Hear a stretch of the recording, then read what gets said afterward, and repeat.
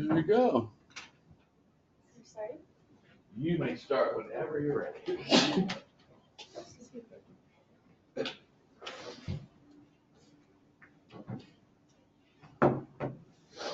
Well, hi everyone. My name's Abby. I'm here with Milan, Jackie, Chasten, Kevin, and Denisa.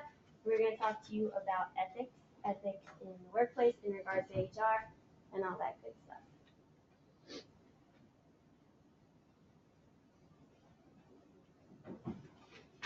When you hear the words employee responsibilities, the first things that probably come to your mind are showing up to work on time, maybe wearing the right attire, pretty much just doing You the keep going. job Somebody come fix this. you're I will help you supposed fix to be doing. While those are all necessary responsibilities to have, HR, there are also a few more responsibilities at hand. The upright corner. And then you might say, we're going to pause a minute for station identification. Technical difficulties. It's up in the mirror dropped. Yeah, there you go. It's going to ask you for a code. Could have been a number of things that dropped the mirror. But this computer didn't go to sleep, did it? No, I didn't think so. yeah, it changed. Yeah. Oh, that's because this isn't PowerPoint, it's also not PowerPoint. We should have it in PowerPoint. Yeah, this is There should be one in PowerPoint as well.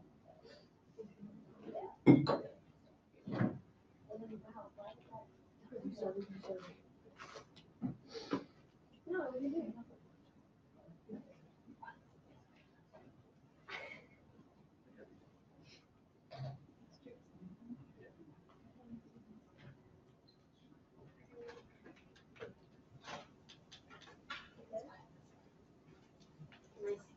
Yes, you start wherever you want.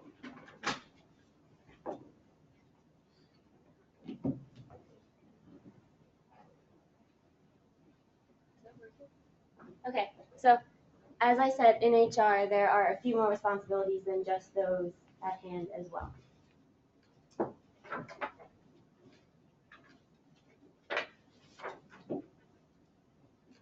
Not only are you responsible for yourself, however, you are responsible for the other employees in the company as well, and you have to look after what they're doing. So that being said, you need to make sure you know your role in any situation that might be given to you. And one of the ways in doing that is making sure that you make boundaries clear in whatever the case may be. HR can be given difficult situations at any time, but it's how they deal with those situations that matter. Confidentiality is a big part in any job, I feel, especially in HR. And if something goes wrong in regards to confidentiality, something could definitely go downhill or have a bad outcome. There could be a case where an employee comes up to HR and tells them something in confidence that it's not going to be repeated. However, that incident ends up being harmful to the health or safety of someone, and HR needs to figure out what they need to do, if they need to report it, or what they can do to try and fix that.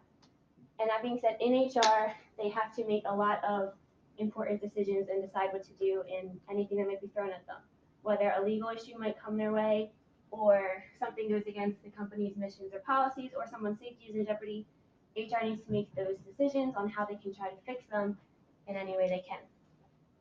And that can also bring about the case of, is it legal or is it ethical? And when doing research, I did find something that said, if you have a legal situation, you almost always have an ethical situation along with that. And a way you can try to avoid that is to make sure that you have your facts straight in any situation you get yourself involved in. If you don't know the facts going into something, you're probably not going to make the situation better, and you're probably just going to make it worse because you don't know what's going on. If you need to know what you're getting yourself into before you get yourself into it in order to try and better the situation, especially if it's something more serious, such as sexual harassment or domestic violence or anything like that. Along with those more serious topics that HR has to deal with, there are also probably more day-to-day, less serious ones as well. And like we said in class, HR does not necessarily make decisions for the employees. However, they're like coaches that are there to guide and assist them in whatever the job or issue might be. I feel as though in HR they could be considered one of the leaders of the company because they know what's best for the company and they hire the people that are in the company. So recruiting is one of the main jobs in HR, and ethics definitely play a big role when it comes to recruiting new hires. Some of the ethical issues that might come about from this are misleading advertisements, misrepresenting qualifications for a job, or simply looking over someone just based on their merits, which can definitely cause a problem, especially in today's society. HR needs to make sure they are looking at people based on their skills and abilities to do the job and not necessarily what that person might look like. They need to be fair and objective in the recruiting process and look at the qualifications that that person has to do the job or what they're interviewing for or whatever the case may be, and not just look at something that might seem a little off about the person. Another thing HR is in charge of are the money and benefits that go along with the job, and in order for employees to receive what they deserve, HR needs to be fair in those decisions as well. It might have to make some tougher ones, such as firing or laying someone off, which I'm sure we can all imagine is very difficult to do. Someone could be a star employee in their role, however, if they don't mesh well with the team, if they go against the company policy or their missions, or just are not a great employee, HR needs to make the decision if they should stay or if they need to go or not even be hired in the first place. Now, I'm going to talk to you a little about myself and what I do. For the past 5 summers, I've worked at a water park known as Moore's Piers, located in Wildwood, New Jersey, which I'm sure many of you have heard of or been there. And my job there is in admissions supervisor. I started out in normal admissions, scanning the wristbands, doing the register, all that fun stuff, and eventually got promoted a few summers back. My job pretty much includes looking after the associates, making sure they're doing their job, helping guests with concerns or issues they might have, pretty much just making sure the place runs smoothly and helping out the managers as best I can. In my job, I can come across some of the things I previously mentioned where an employee might do something they shouldn't be doing, or a guest gets caught doing something sketchy, or anything along those lines, and then I get called to try to fix the issue in hopes that I can solve it myself and not have to get help from someone higher.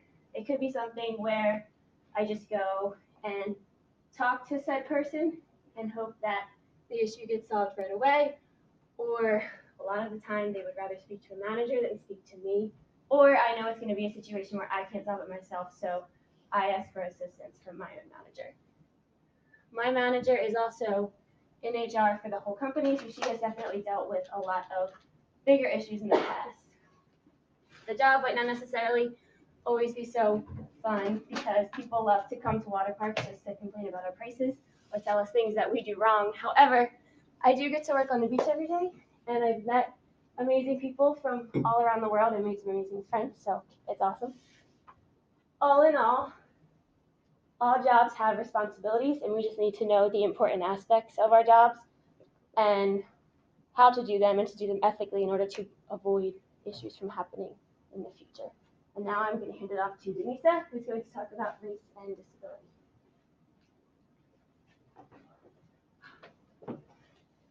Hello everyone, my name is Denisa and I'm going to be speaking about race and disability.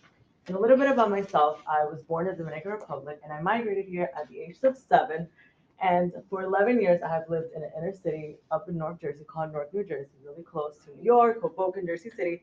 So when I speak about race, I know a lot of people get uncomfortable to talk about race because they feel it's one of those things like they don't want to create conflict and stuff. But to me, it's very important to speak about race because in the end of the day, it does affect me and it will always affect people like myself that are the minority and that we do not have, equal rights as everyone else. And we sometimes get looked down. And most times in the workplace, in my past internships, I had to prove myself over and over again. But issues like race, if we continue to ignore them, they will become the elephant in the room. And like any big conflict, they will continue to become an issue until it divides us into two groups. And this is when HR and usually they use ethical reasoning in order to address issues like these, like race. One of the first things into addressing race, I believe, is to avoid any biases. Put aside any of the biases that we know of from that race or from that person and just really start to value that person for who they are and for what they bring into the table. And these are things, biases could be anything from what we see in social media, what we know on from the news, anything, just truly value that person for who they are. And a lot of people try to say, well, you know what, I don't see color. That's an issue because it's not whether or not you see color, it's whether how you treat color and how you want to be treated. And in times when people say to me, I don't see color, I'm like, okay, but that shows how privileged that person is. In our textbook, they do talk about invisible privilege when someone doesn't recognize that they're privileged. And in times when I started my first internship, I worked at Avon in New York.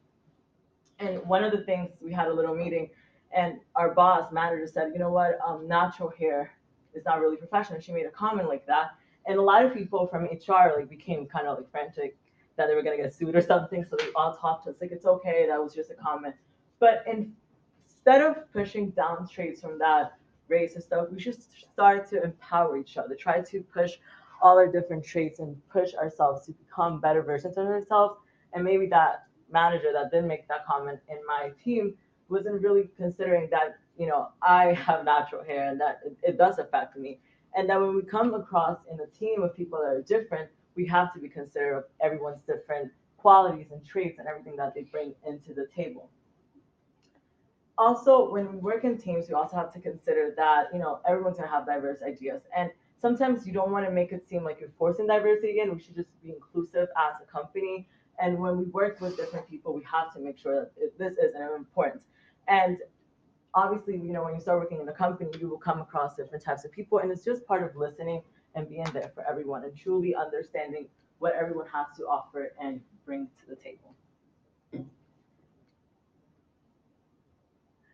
One of the issues I think most as Hispanic that has worked in the workforce a little bit for marketing agencies, I think it's just people having misunderstandings and making comments about you that you don't feel comfortable in, and sometimes understanding that it's okay to ask questions about someone's race. It's better than that than to assume. And I think the issues, all in all, the issue is about listening. People not wanting to listen and not having the interest to care and to ask you questions. And sometimes that could be an issue. But personally, I have experienced these issues, and I could tell you, just ask the questions. If you have a question about someone's race, about someone's beliefs, it's okay to ask. I think it's better than assuming.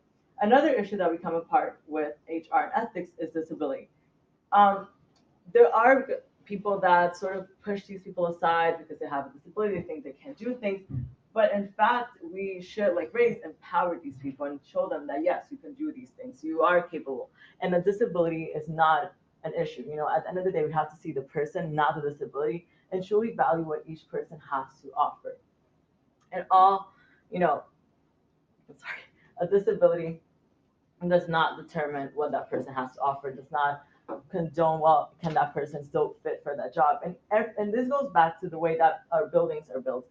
Does our building have enough elevators? Does it have enough, easy access for wheelchairs? All these things. Is our office space manageable for someone that has a wheelchair or that has any other disability, be it mental or physical disability? So all these things are important when you consider to work for a job. And I believe that if we become more inclusive to disabled people, it will become better. Over the summer, I worked as a administrative assistant for the Councilman of Harrison, and one of his first campaigns that he wanted to do was Inclusion Works. And this was something that, as councilmen, we had a lot of people that worked outside of the town, they worked remotely. And we found that most of the people that worked remotely were people that had disabilities. And we really didn't get to see these people times to times because, in fact, the building was not structured for wheelchairs. It only had one elevator. The hallways were very narrow, so it wasn't accessible for these people. So creating a program where he brought in all the disabled people and he'll ask them, like, why are you not wanting to be a part of the team, created a more ambiance so everyone wanted to work together. But we also have to remember that there are employment laws that do push forth including diversity, whether it be the Disabled Act and including more diversity and more people of that. And these laws are there to protect us and to ensure that everyone gets equal rights and treatments. And I'm from the city, so I honestly do see all these things. And sometimes the world moves really fast, and we tend to forget that that disabled people do deserve a right, and we sort of look past them and stuff. From a video that I watched from HR, was speaking about how someone that interviews will not put on the resume I am disabled, but you'll find these things on the interview, and that could be a huge turnoff for a person that's interviewing. And sometimes that person might have the perfect qualities for the job, but they do not get offered the opportunity because the company does not want to give them the benefits, the medical benefits that they might need. And that is when it becomes an issue for that person. So just really understanding that everyone has the capability of succeeding and of putting forth their best. And at the end of the day, whether it be with race and disability, all people want is to have equal rights in the workforce and to be able to push forth their best and have the best ability, have the opportunity to show that their best. And that's it. Thank you. And now I'm going to pass it to Chad to talk about rights. Justin, can you maximize that screen so those borders are? It'll probably pause it. So if you like escape the screen, it'll probably pause your thing.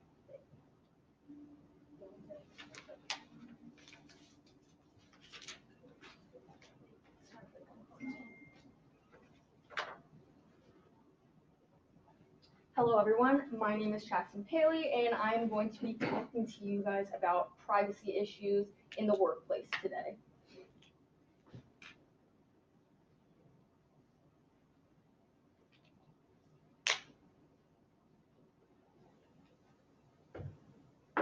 So in ethics, we find ourselves looking at ethics versus law, and I find that these two topics coincide with each other sometimes, but also you can have something that is legal but unethical and vice versa.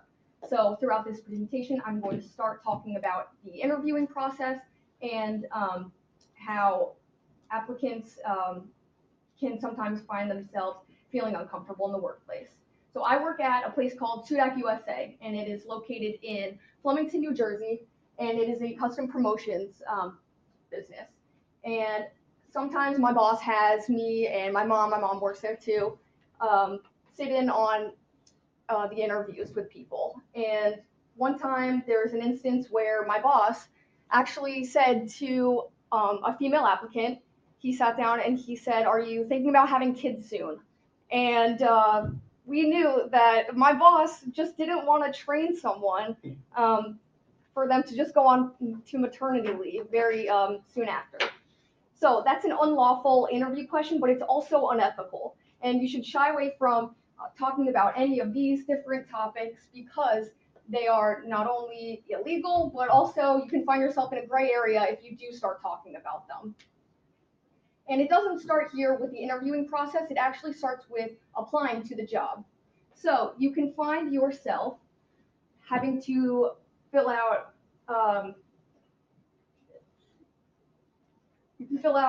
your application, and you have to check off different background reports.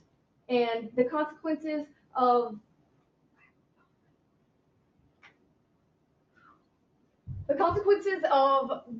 employers talking about these gray area topics are that. Can I pause for a second? Sure. Okay. Absolutely.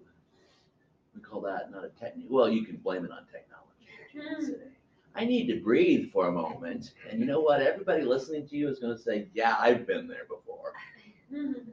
Okay. Whew. So the consequences that HR can have by asking these questions in a gray area are that they can find themselves being flagged for unfair workplace.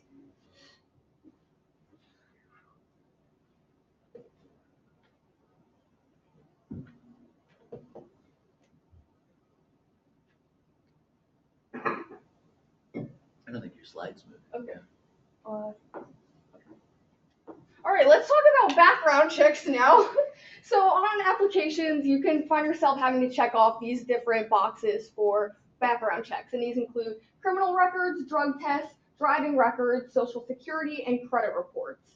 And as an applicant, you may think that this is giving away too much information, which is why they think that it's unethical. But as someone working in HR, they can find themselves thinking that they just want the best positive outcome in hiring an applicant. So they don't want someone who's had a criminal record in the past, but there is a law that has been passed called Ban the Box, and we have it in New Jersey. And this is a law, but it also coincides with ethics. And Ban the Box has been amended by Governor Chris Christie in 2017, I believe, and he added the expunged records to this restriction. And Bandit Box basically goes along with the word confidential, where applicants don't want all of their information out there. They want to give applicants a chance. So when they are in the interview, you don't have to talk about your criminal record right away. You can wait until like after the interviewing process a little bit. So social media mistakes. There are so many social media mistakes that you can make as an employee, and this all directly relates to how HR has to handle this in the long run. And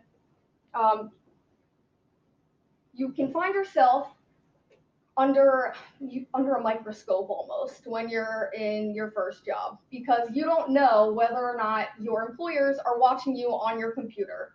Now, in different states, there's different laws regarding if your employers have to tell you whether or not they're watching you, but you should know as an employee that whatever you are posting on social media in the workplace or even outside of the workplace can be accessed by your employers.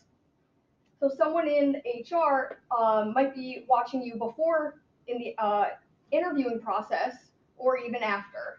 And just because you may think that it is unethical for them to be watching you, you should know that anyone can have access to this information, and it can be used against you by your coworkers that maybe don't like you or have it out for you, and it doesn't look good for you in the long run.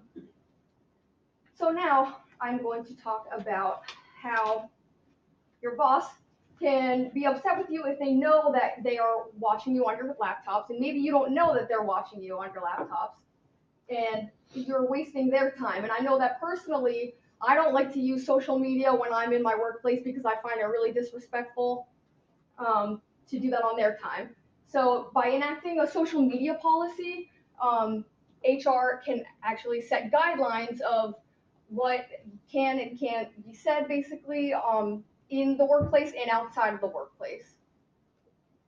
People don't realize the power of social media and the platform that you have when you are posting on social media. So for awareness, for example, this could be a positive outcome or a negative outcome. And when you post something that you hate about your job, it goes back to your reputation. And you have a reputation, and so does your firm. And when you're saying, I hate my job online, that doesn't look good for you, but also then you have other customers saying, why do they hate their job so much? So it doesn't look good as the company. And I think that this can all be fixed if we all have a level of respect for your coworkers, and also if they have a respect for you as well. So respect is super important, I feel, just because if you are working in HR and you're in an interview process and you ask, ethical questions, the right questions across the same platform, then you and them will be on the same page. And then also setting some guidelines as a social media policy can be very helpful to clarify yourself with your coworkers. So thank you, and now I will be handing this off to Jack.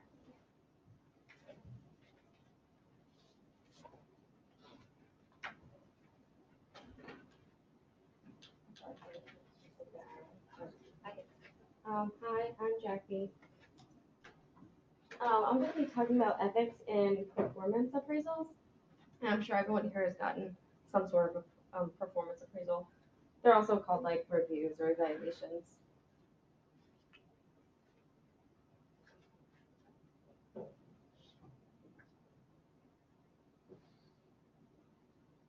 An employee's performance is getting compared to the company's standards in an appraisal. And so the company or the person doing the evaluation is going to give feedback to the employees. And what they do, they're meant to encourage better work performances. And it's a way for the company to communicate from like one department to the other. One really big aspect of ethics in the appraisals is honesty. You always want to be honest and you don't want to lie. You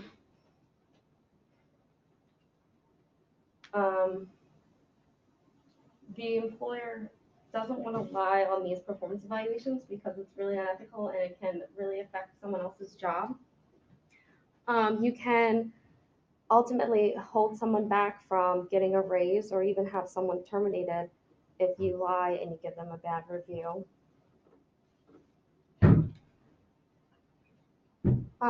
This is just a picture of a standard evaluation.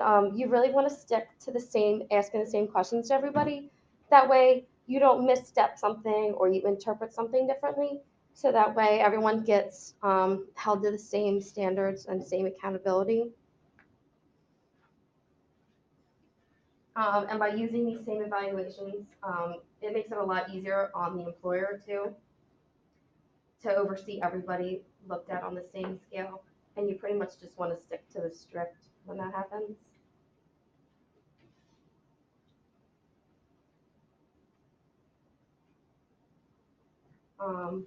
And you also don't want to be biased on these. You really want to put all personal opinions aside.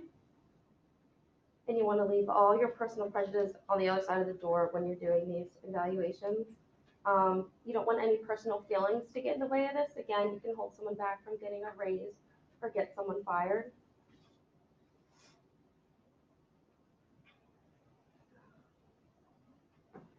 You don't want these reviews to be putting someone down because that's not good just on your own personal opinions. You really don't want to be biased on this evaluation. And also, you can't just rate someone higher because they're your friend. Again, with the personal prejudice, you want to put that outside. Just because they're your friends doesn't mean that they deserve that high performance evaluation or anything like that. And just because they're your friend, they could be a bad worker. But Joe Schmo over there, someone who isn't your friend, could be a good worker, but you give them a bad performance evaluation just because you don't really know them. You have to look just at the performance itself.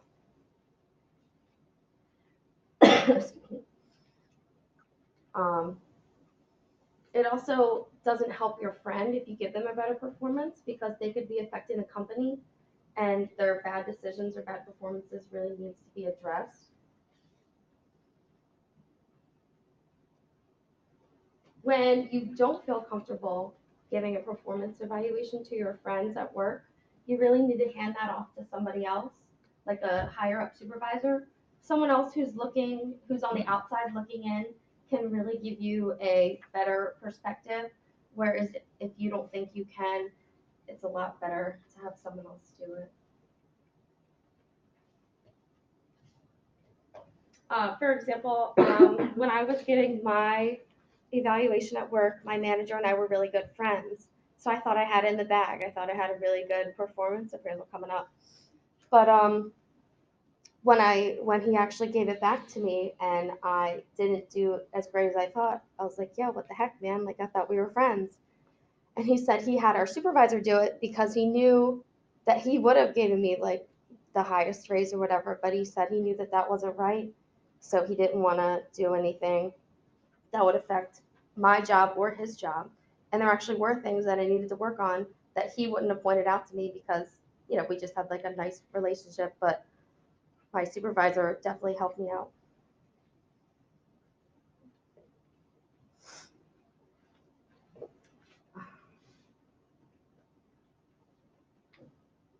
With that, you could either get no raise, a medium raise, or a high raise. And high raise is like 30 cents. So because I got the medium raise, I was really excited about that. 12 cents.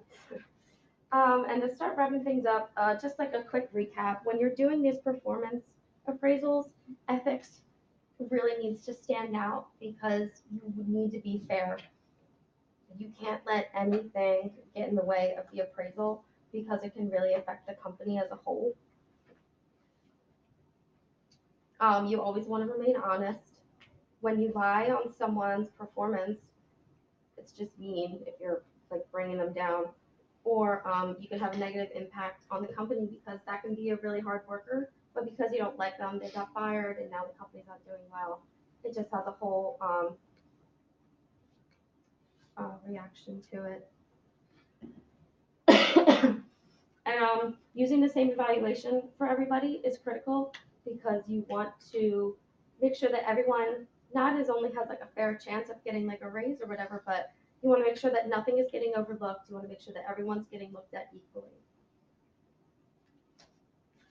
And when it comes to evaluating people, you really don't want to be prejudiced at all. You want to leave that outside. You don't want to give your friends overly high performance appraisals if they don't deserve it, or you don't want to give someone who like maybe you just don't get along with, but they're a good worker, they still deserve that high performance appraisal. And if you have to, give it to someone else to do the performance appraisal, because then it just makes it a lot more fair because you're being responsible, so you're not affecting your other coworkers. And I'm going to pass it off to Lauren.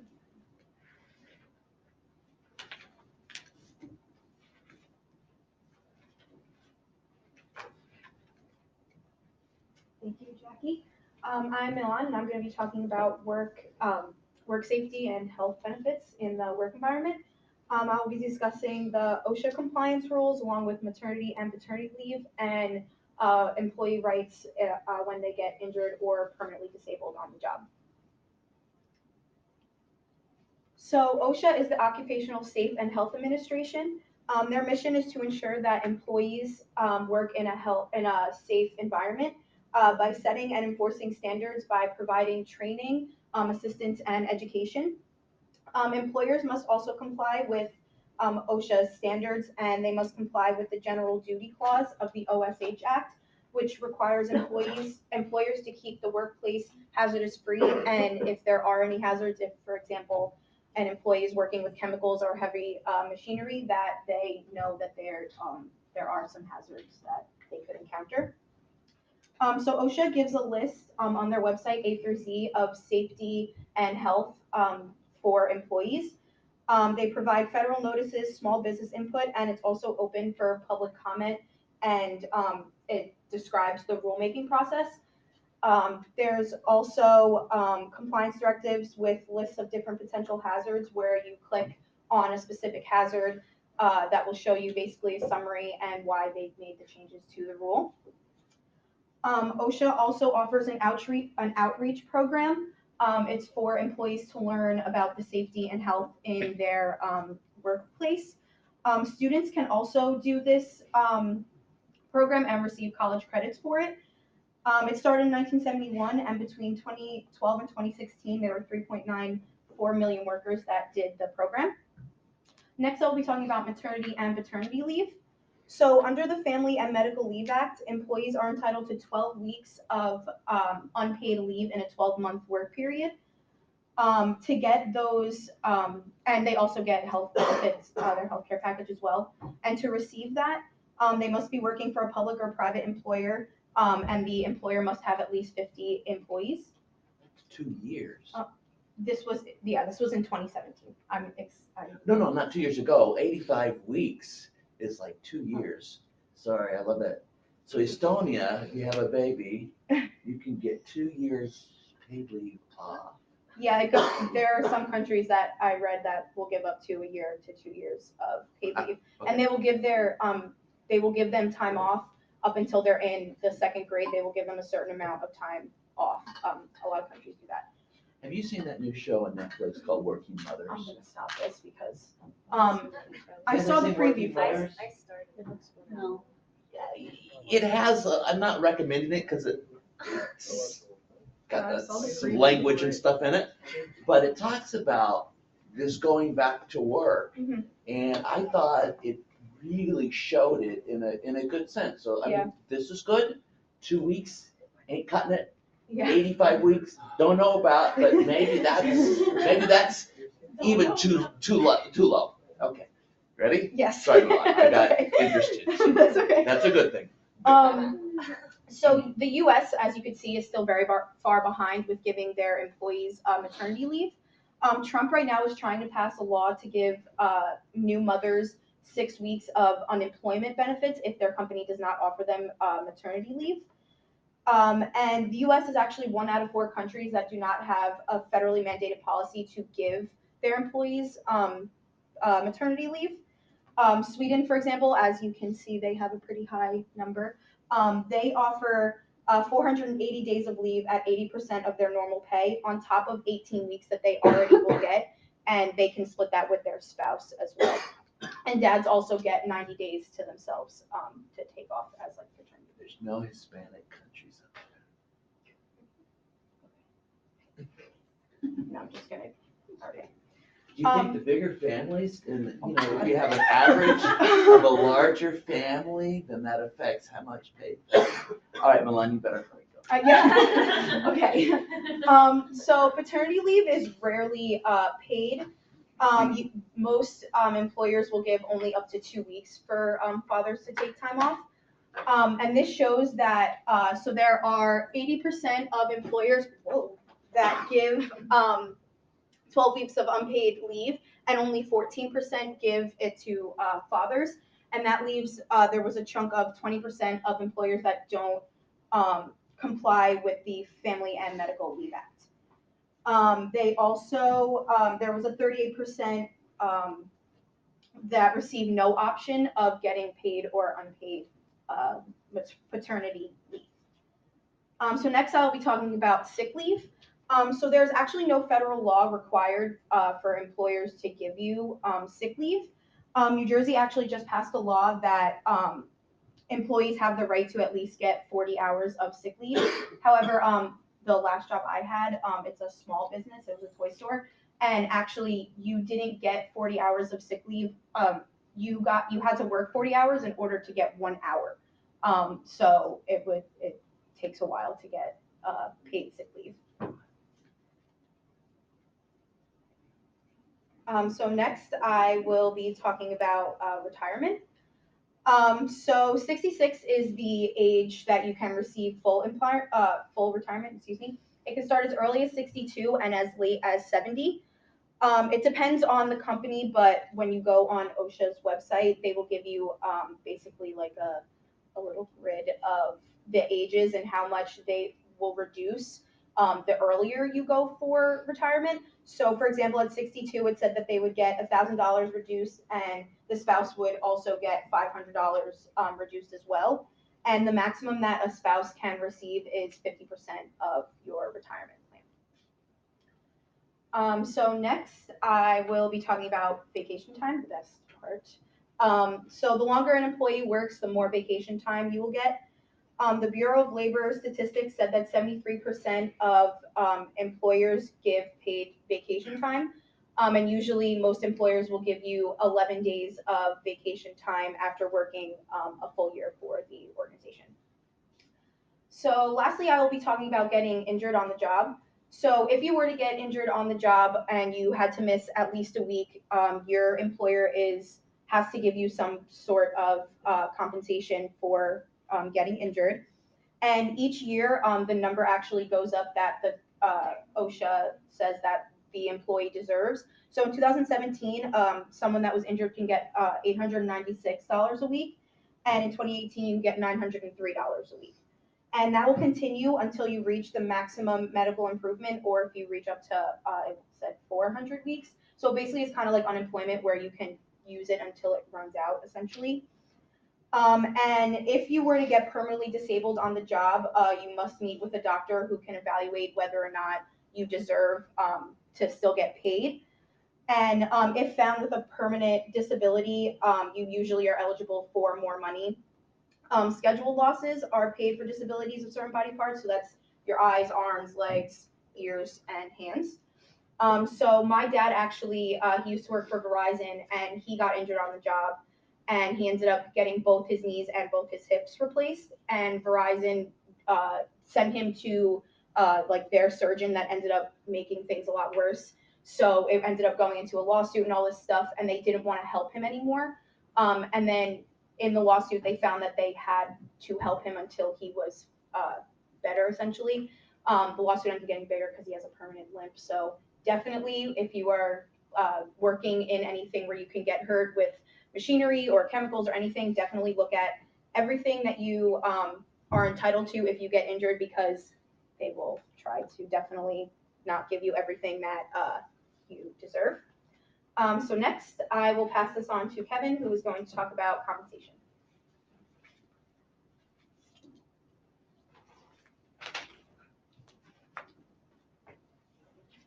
Thank you, Milan. My name is Kevin, and today we're talking about the ethical issues of cash and compensation plans in the workplace.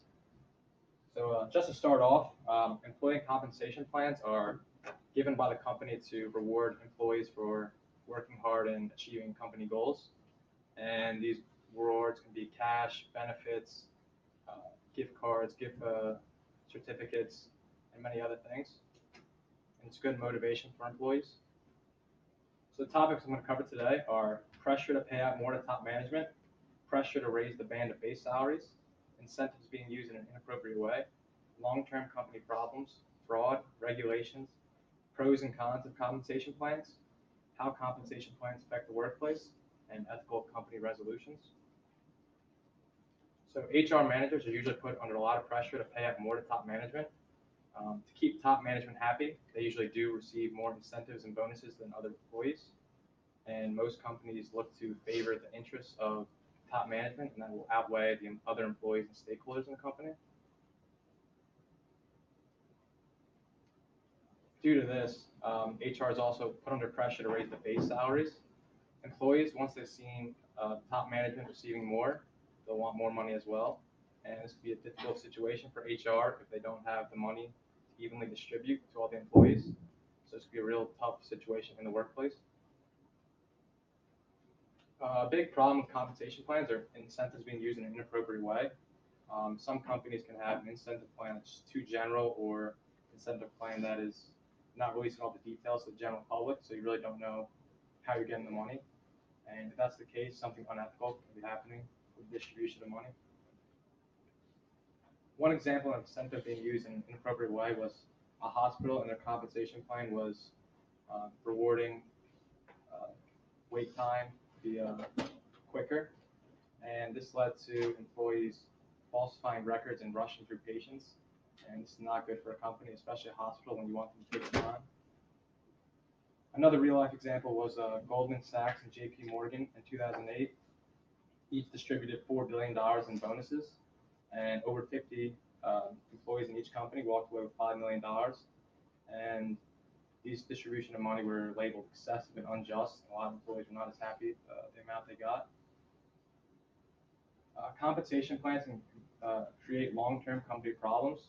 A lot of compensation plans focus on short-term goals, reward short-term things, and that can change the culture of the company. Just focus on short-term, and they can suffer down the long run. So also, one of the biggest problems with compensation plans is fraud, and the amount of money some compensation plans offer. A lot of people, if they're not meeting their goals, will do things illegal or commit fraud to make sure they get the money, and it's going to be a big financial problem for the company down the road. Wells Fargo was in a big fraud scandal. Wells Fargo had a compensation plan that gave out a lot in bonuses, and the employees of Wells Fargo created over 1 million fake bank accounts to make sure they got to their goal. And it was really bad in the Wells Fargo image, and it was a huge scandal. Regulations are put into place, such as the Sarbanes-Oxley and Dodd-Frank Act, and they were put into place to try to regulate unethical things happening with compensation plans, and they were both unsuccessful because fraud and unethical things continue to happen. So that's something that might need to be revisited in the future. Pros of compensation plans would be that they motivate employees to work really hard, and in addition to that, they reward the employees for the hard work with bonuses and cash. And compensation plans can also create competition, which would be good for success in business because everyone's working the hardest. Cons of compensation plans are, due to how much the compensation plan might be offering, some employees might try to cut corners and not do their work ethically, especially if they're not meeting their goal. And another reason, it could put limitations on employees. once they reach their goal and get their bonus, they might not work as hard as they have been just because they already got their bonus. Compensation plans can negatively affect the workplace because they limit cooperation. With a lot of money involved, people can get greedy and just care about getting their bonus, and this can hurt the company, especially if they strive for success and cooperation to succeed.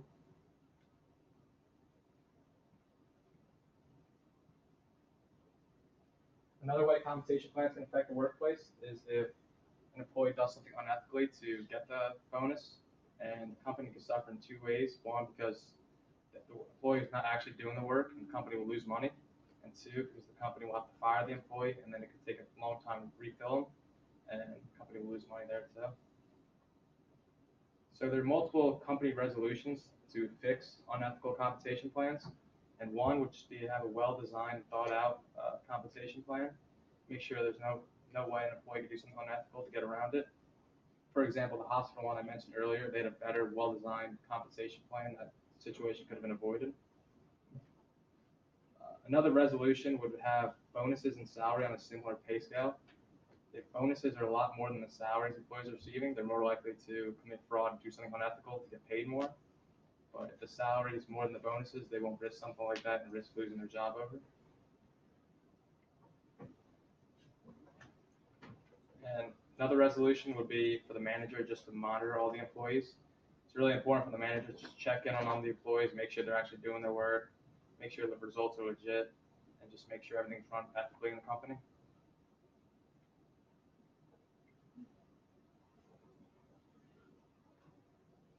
And in conclusion, a lot of unethical things happen with compensation plans in the workplace, and it really comes down to the employees and the company on doing the morally right and wrong thing.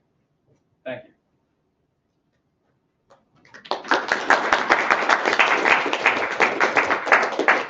Very good, thank you.